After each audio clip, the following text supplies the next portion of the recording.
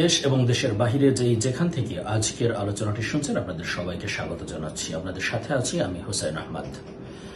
আজ যে বিষয়টি নিয়ে আমি আপনাদের সামনে কথা বলবো, আন্তর্জাতিক বার্তা সংস্থা রয়টার্স একটি বিবৃতি প্রদান করেছেন। বর্তমান বাংলাদেশের অন্তর্বর্তীকালীন সরকারের প্রধান ডক্টর মোহাম্মদ ইউনূস খুব চাপের মধ্যে রয়েছেন এবং ক্রমশই তিনি আরও চাপের মধ্যে পড়তে যাচ্ছেন বলেও তারা বিষয়টি নিশ্চিত করেছেন। 5 আগস্ট সরকার পট পরিবর্তনের পর বাংলাদেশ সরকারের অন্তর্বর্তীকালীন সরকারের প্রধান উপদেষ্টা হিসেবে ডক্টর মোহাম্মদ ইউনূস দায়িত্ব গ্রহণ করেন। তারপর থেকে বিভিন্ন সংগঠন, সরকারি চাকরিজীবী থেকে শুরু করে বাংলাদেশের অভ্যন্তরে বিভিন্ন শ্রেণীর মানুষ তারা তাদের দাবি দাওয়া নিয়ে বর্তমান অন্তর্বর্তী সরকারের প্রধানের কাছে আসছেন এবং বিভিন্ন সময় এই দাবি দাওয়াগুলো অযৌক্তিক বলে মনে হচ্ছে বলেও তারা জানিয়েছেন। সম্প্রতি একটি বিষয় নিশ্চিত করেছেন প্রাথমিক বিদ্যালয়ের শিক্ষকদের আন্দোলন এবং সচিবালয়কে ঘিরে সরকারি কর্মকর্তা এবং কর্মচারীদের আন্দোলনের বিষয়টি। একটি অধ্যাদেশ জারি করার পর সরকারি কর্মচারীরা এই অধ্যাদেশের বিরুদ্ধে অবস্থান করছেন।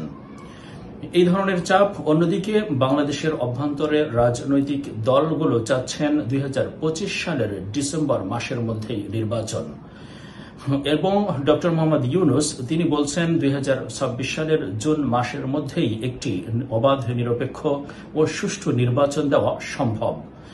রাজনৈতিক দলগুলোর দ্রুত নির্বাচনের চাপ, দেশের অভ্যন্তরে নানা শ্রেণীর পেশার মানুষের দাবি দেওয়ার চাপ, এই বিষয়টি আন্তর্জাতিক বার্তা সংস্থা রয়টার্স খুব স্পষ্টভাবে তুলে ধরেছেন। এর মধ্যে জানা গিয়েছিল ডক্টর মোহাম্মদ ইউনূস পদত্যাগ করতে যাচ্ছেন, বিষয়টি গুঞ্জন ছিল বলেও তারা জানিয়েছেন। সম্প্রতি জানা গেছে ডক্টর মোহাম্মদ ইউনূস তার এই সম্প্রতি যেই পদত্যাগের গুঞ্জনটি ছিল সেই জায়গা থেকে তিনি সরে এসেছেন। দেশের হাল শক্ত করে ধরে দেশকে একটি গণতান্ত্রিক উপায়ে প্রতিষ্ঠা করার জন্য এবং অবাধ ও সুষ্ঠু নিরপেক্ষ নির্বাচনের জন্য তিনি চেষ্টা করছেন। অন্যদিক থেকে সেনাবাহিনীর পক্ষ থেকে জানানো হয়েছে 2025 সালের ডিসেম্বরের মধ্যেই দ্রুত নির্বাচন দিতে হবে। নানামুখী চাপ ডক্টর মোহাম্মদ ইউনূস কিভাবে সামলাবেন সেটি এখন দেখার বিষয়। ডক্টর মোহাম্মদ ইউনূসের কাছে এই বিষয়টি একটি চ্যালেঞ্জ হয়ে দাঁড়িয়েছে। একদিক থেকে অন্তর্বর্তী সরকার একটি অবাধ ও সুষ্ঠু নিরপেক্ষ নির্বাচন অনুষ্ঠান কর্মসূচি ঘোষণা করবেন, অনুষ্ঠিত করবেন। অন্যদিক থেকে দেশের অভ্যন্তরে মানুষের বিভিন্ন শ্রেণীর পেশার মানুষের দাবি দাওয়া পূরণ করবেন। সত্যি এটি একটি চ্যালেঞ্জের বিষয় হয়ে দাঁড়িয়েছে অন্তর্বর্তী সরকারের জন্য। এই বিষয়ের জন্য সবাইকে এগিয়ে এসে অন্তর্বর্তী সরকারকে সহায়তা প্রদান করে গণতান্ত্রিক উপায়ে বাংলাদেশকে সুখী ও সমৃদ্ধশালী দেশ হিসেবে গড়ে তোলার প্রত্যয়ে কাজ করতে হবে সকলের।